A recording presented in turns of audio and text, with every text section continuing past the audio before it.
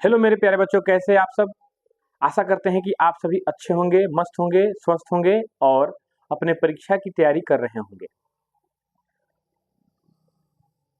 इस वीडियो में हम लोग 2025 में जो मैट्रिक का परीक्षा हुआ था मैथ का, उसके 16 नंबर क्वेश्चन से हम लोग देखने वाले हैं। इससे पहले 3 वीडियो बन चुका है, 5-5 क्वेश्चन का 3 वीडियो है। आप लोग उस वीडियो को जरूर देखिएगा। 15 तक हम लोग देख चुके हैं और 16 से आज हम लोग देखने वाले हैं। तो बने रहिए शुरू से लेके अंत तक। आप सभी सवालों के सूत्रों, कंसेप्ट और उसका सॉल्यूशन कैसे किया जा रहा है, इस सभी चीज़ों को बारीकी से देखिए और अपने तैयारी को और मजबूत बनाने का प्रयत्न कीजिए। देखिए सवाल क्या है। सवाल है, यदि किसी शंकु के आधार की त्रिज्या 7 सेंटीमीटर एवं इसकी ऊंचाई 24 सेंटीमीटर है तो इसके वक्र पृष्ठ का क्षेत्रफल ज्ञात करें। देखिए यह जो प्रश्न है यह क्षेत्रमिति से है और यह शंकु का प्रश्न है। ठीक है, शंकु में क्या दिया हुआ है, त्रिज्या दिया हुआ है 7 सेंटीमीटर, ऊंचाई दिया हुआ है 24 सेंटीमीटर। हम लोग को निकालना है वक्र पृष्ठीय क्षेत्रफल। तो वक्र पृष्ठीय क्षेत्रफल का फॉर्मूला जो होता है वह होता है पाई आर एल। क्या होता है? पाई आर एल। पाई का वैल्यू 22/7 होता है, आर का वैल्यू हमें मालूम है 7 सेंटीमीटर, एल का वैल्यू मालूम नहीं है। तो एल का वैल्यू सबसे पहले निकाला जाएगा। ठीक है, अब एल का वैल्यू निकालने के लिए हम लोग क्या करेंगे, आर और एच का प्रयोग करेंगे, क्योंकि एच का प्रयोग यहाँ पे दिया हुआ है। ठीक है, तो देखिए सबसे पहले हम लोग लिखेंगे, दिया है शंकु की त्रिज्या, शंकु की त्रिज्या यानी आर का वैल्यू दिया है 7 सेंटीमीटर और ऊंचाई दिया हुआ है, और ऊंचाई दिया हुआ है यानी एच का वैल्यू दिया है 24 सेंटीमीटर। एक शंकु का फिगर बना करके भी हम लोग समझ लेते हैं। ध्यान दीजिएगा, यह शंकु हो गया, यह ऊंचाई हो गया और यह त्रिज्या हो गया। इसको कहेंगे ऊंचाई यानी एच। एच का वैल्यू 24 सेंटीमीटर है। ध्यान दीजिएगा, यह है आर यानी त्रिज्या, त्रिज्या का वैल्यू 7 सेंटीमीटर है। ध्यान दीजिएगा, और यह जो दिखाई दे रहा है आप लोगों को, यही है एल यानी तिर्यक ऊंचाई। एल का वैल्यू निकालना है। तो एल यानी तिर्यक ऊंचाई का वैल्यू क्या होता है बताइएगा। एल का वैल्यू होता है under root r square plus h square होता है। L equal to under root r का वैल्यू कितना है 7 सेंटीमीटर, इसका होल स्क्वायर हो जाएगा। अब प्लस में एच का वैल्यू कितना है 24 सेंटीमीटर, इसका होल स्क्वायर हो जाएगा। बात समझ में आ गया। आर का वैल्यू 7 है, 7 का स्क्वायर प्लस एच का वैल्यू 24 है, 24 का होल स्क्वायर। अब एल बराबर हो जाएगा 7 का स्क्वायर कितना होता है 49 होता है, 49 सेंटीमीटर स्क्वायर। अब प्लस में 24 का होल स्क्वायर होता है 576, कितना होता है 576 सेंटीमीटर स्क्वायर। अगर इसको हम लोग जोड़ दें अंडर रूट कितना हो जाएगा बोलिएगा 625 सेंटीमीटर स्क्वायर। अब बताइए 625 का वर्गमूल कितना होता है 25 होता है, और सेंटीमीटर स्क्वायर, स्क्वायर से रूट कैंसिल हो जाएगा सेंटीमीटर, यानी एल का वैल्यू 25 सेंटीमीटर हो गया। अब हमें निकालना है बच्चों, अब हमें निकालना है शंकु का वक्र पृष्ठीय क्षेत्रफल। तो शंकु का वक्र पृष्ठ क्षेत्रफल कितना होता है, मतलब इसका फॉर्मूला क्या होता है, तो होता है पाई आर एल। पाई का वैल्यू क्या रखेंगे, पाई का वैल्यू रख दीजिए 22/7 गुना आर का वैल्यू क्या रखेंगे 7 सेंटीमीटर रखेंगे, गुना एल का वैल्यू क्या रखेंगे 25 सेंटीमीटर रखेंगे। समझ में आया बच्चों। अब 7 से 7 खत्म हो जाएगा, 22 सेंटीमीटर में गुना करेंगे 25 सेंटीमीटर से। अब गुना कीजिए कितना आएगा, बोलिए फटाफट से बोलिए। 25 दूनी 50 के शून्य हाथ में 5, 25 में 50 5 55, 550 सेंटीमीटर स्क्वायर इस सवाल का आंसर हो गया। यानी यदि किसी शंकु के आधार की त्रिज्या 7 सेंटीमीटर हो एवं इसकी ऊंचाई 24 सेंटीमीटर हो तो इसके वक्र पृष्ठ का क्षेत्रफल कितना हो जाएगा 550 सेंटीमीटर स्क्वायर हो जाएगा। यही हमारा आंसर है। क्लियर, समझ में आया। चलिए अगले सवाल की तरफ बढ़ते हैं।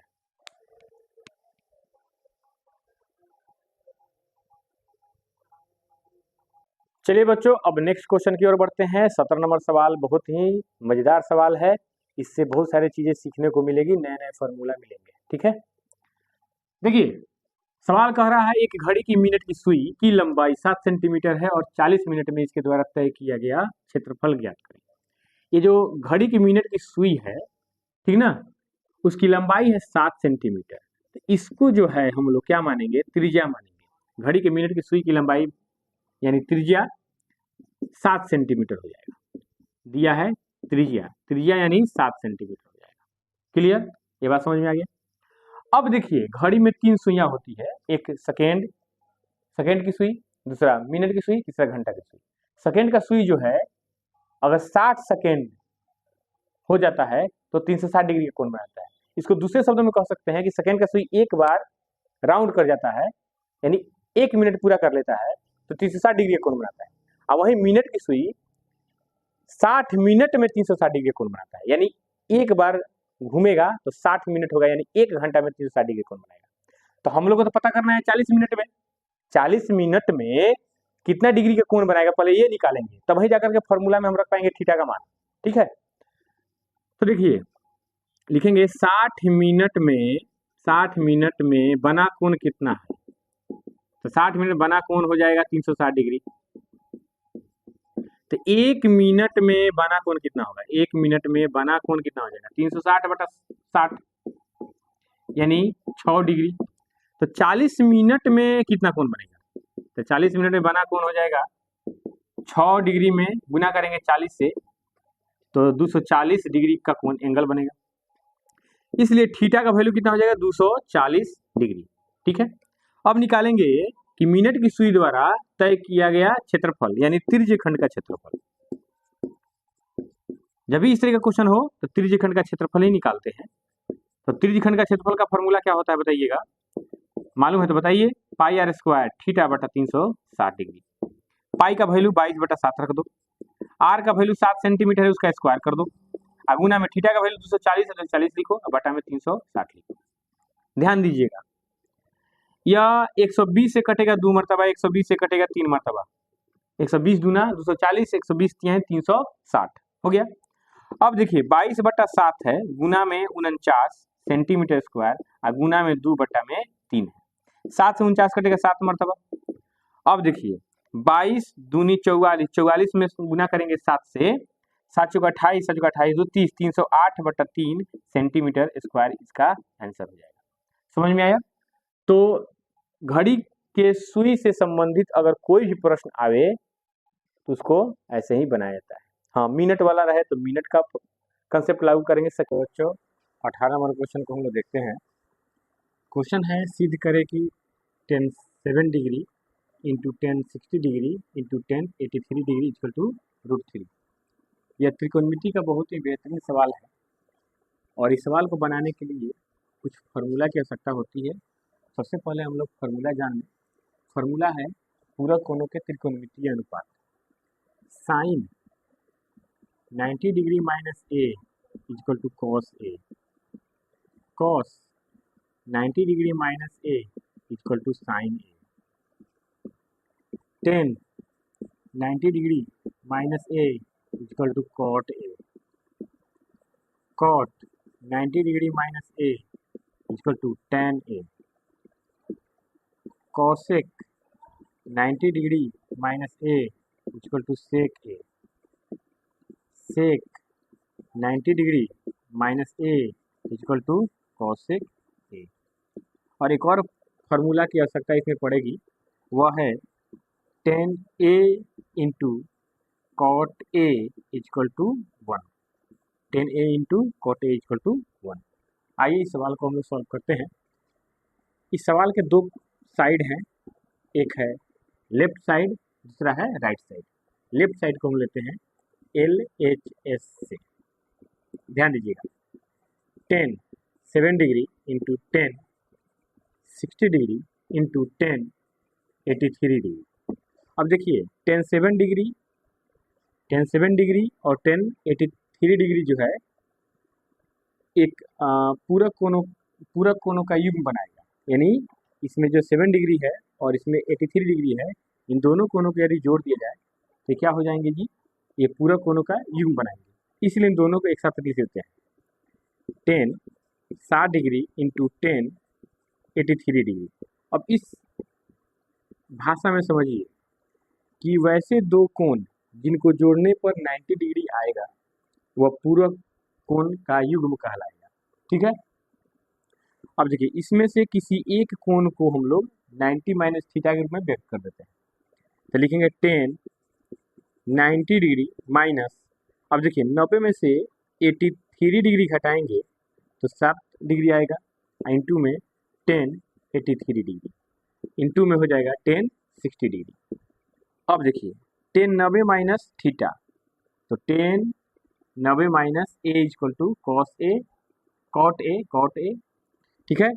तो 10 90 माइनस थीटा का वैल्यू हो जाएगा यहाँ पे कॉट ए यानी cot 83 degree into 10 83 degree into 10 60 degree. अब इसका वैल्यू जो है 1 के बराबर हो जाएगा, यानी 1 गुना में 10 60 का वैल्यू √3 होता है, यानी 1 में गुना करेंगे √3 से √3 हो जाएगा बराबर RHS। इस तरीके से इस सवाल को हम लोग आसानी से सॉल्व कर सकते हैं। अब देखिए बच्चों, ये जो 19 नंबर सवाल है यह द्विघात समीकरण चैप्टर से है, जो कि गणित का चौथा चैप्टर है। ठीक है, इस सवाल में हम लोग को मूल ज्ञात करना है। तो मूल ज्ञात करने की कई विधियां हैं। एक गुणनखंड विधि है, दूसरा है पूर्ण वर्ग करके, तीसरा है आपका द्विघाती सूत्र का प्रयोग करके। तो यह सवाल जो है द्विघाती सूत्र का प्रयोग करके हम लोग को मूल ज्ञात करने का कह रहा है। ठीक है, क्वेश्चन पढ़िएगा। द्विघाती सूत्र का प्रयोग करके द्विघात समीकरण 2x² माइनस 2√2x प्लस 1 बराबर 0 के मूल ज्ञात करें। ठीक है, तो सबसे पहले हम लोग क्या करेंगे, दिया गया द्विघात समीकरण लिख लेंगे। बताइए दिया गया द्विघात समीकरण क्या है, बोलिए बच्चों। 2x² माइनस 2√2x प्लस 1 बराबर 0। जहां ये जो पहला पद है इसमें x का गुणांक 2 है, यानी a का वैल्यू 2 हो जाएगा। x का गुणांक दूसरे पद में x का गुणांक -2√2 है, यानी b का वैल्यू -2√2 हो जाएगा। और अंतिम पद यानी अचर पद 1 है, यानी c का वैल्यू 1 हो जाएगा। अब क्या करेंगे, विवेचक निकालेंगे। क्या निकालेंगे, विवेचक। विवेचक यानी d बराबर b² माइनस 4ac होता है। ठीक है, d बराबर b² माइनस 4ac होता है। अब जरा सोचिए, d बराबर b का वैल्यू -2√2 का होल स्क्वायर माइनस 4 गुना a का वैल्यू 2 गुना c का वैल्यू 1। तो d बराबर माइनस का स्क्वायर प्लस 2 का स्क्वायर 4 और स्क्वायर से रूट खत्म हो जाएगा 2, 4 दूनी 8 और माइनस 4 दूनी 8। तो d का वैल्यू हो जाएगा कितना, 8 में से 8 घटेगा 0 हो जाएगा। अब क्या करेंगे, द्विघाती सूत्र का प्रयोग करेंगे। तो यहाँ पे एक नियम है कि जब d का मान 0 से बड़ा हो तब द्विघाती सूत्र क्या होगा, d का मान 0 के बराबर हो तब द्विघाती सूत्र क्या होगा, और जब d का मान 0 से छोटा हो तो कोई मूल्य नहीं होता है। यहाँ पे नियम है। तो लिखेंगे चूंकि d का मान बराबर है 0 से, इसलिए x यानी मूल का वैल्यू हो जाएगा -b/2a। अब बोलिए माइनस b का वैल्यू कितना है, -2√2 है, बटा में 2 गुना a का वैल्यू कितना है, 2 है। अब जरा सोचिए, माइनस माइनस प्लस हो जाएगा 2√2 बटा में 2 गुना 2, एगो 2 से एगो 2 खत्म हो जाएगा, √2/2। यह आंसर हो जाएगा इस सवाल का। समझ में आया। अब बच्चों देखिए 20 नंबर क्वेश्चन क्या कह रहा है। यह सवाल एपी से है, यानी समांतर श्रेणी से है, और इस सवाल में योगफल ज्ञात करना है। यह एक सीरीज दी गई है। ठीक है, 3 + 11 + 19 + ... प्लस 67 का योगफल ज्ञात कीजिए। तो देखिए इसमें पहला पद 3 है, अंतिम पद 67 है। ठीक है, और किन्हीं दो क्रमागत पदों का अंतर जो है वह 8 का है। तो ये 3 चीज हमारे पास है। हम लोग को निकालना है योगफल, यानी SN निकालना है। मतलब एपी के एन पदों का योगफल एसएन कहलाता है और एसएन का फॉर्मूला होता है n/2 इंटू ए प्लस एल, ए प्लस एल। तो सबसे पहले हम लोग को चाहिए एन चाहिए। अच्छा, इसको एक और फॉर्मूला लिख सकते हैं, n/2 into 2a plus n-1 into D. तो इसमें हम लोग को ए चाहिए, एन चाहिए, डी चाहिए, और इस फॉर्मूला में एल अंतिम पद रख देते हैं और ए का वैल्यू रख देते हैं, एन का मान निकालना होगा। ठीक है, तो आइए सबसे पहले हम लोग एन का मान निकालना सीखेंगे। देखिए सॉल्यूशन दिया है, श्रेणी माने series 3 + 11 + 19 plus dot dot dot dot plus 67, जिसमें ए का वैल्यू यानी प्रथम पद 3 है और डी का वैल्यू a2 माइनस a1 यानी दूसरा पद माइनस पहला पद, दूसरा पद 11 है माइनस 3 यानी हो जाएगा कितना, 8 हो जाएगा। अंतिम पद एनवा पद यानी एल का वैल्यू जो है 67 है। एन का वैल्यू क्या है, मतलब एल का वैल्यू, एन का वैल्यू क्या है, 67 है और एन का वैल्यू निकालना है। ठीक है, तो एन का वैल्यू भी निकाल सकते हैं, उसके लिए एक फॉर्मूला आता है। तो एन बराबर हो जाता है एनवा पद माइनस पहला पद बटा में डी प्लस में 1, बटा में डी प्लस में 1। क्लियर।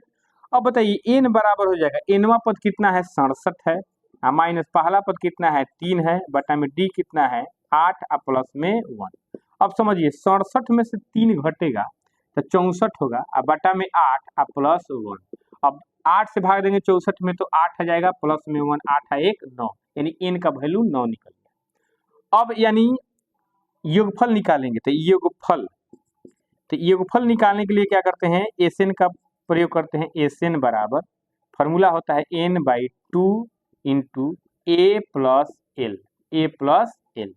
ठीक है, तो S9